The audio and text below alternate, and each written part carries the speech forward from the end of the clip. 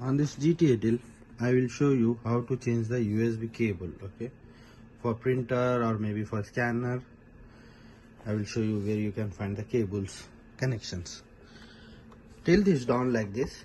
Okay, like this, complete down, and then back side, just flip it up, this cover, and slide this screen like up.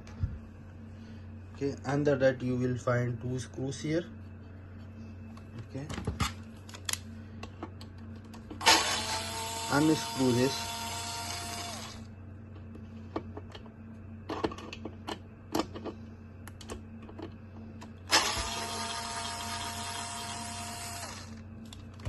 Two screws, I removed it up, and turn off this till. Make sure. Okay, you remove the power from here, it's off now. Just slightly take it up like this, and here you have the cables. For example, I am changing the scanner cable. I remove it from here and put it back here. Then while I am putting, there is a notch here. If you can see this notch.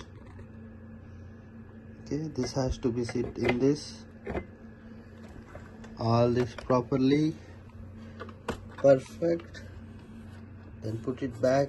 There is no gap here. And put the screws back.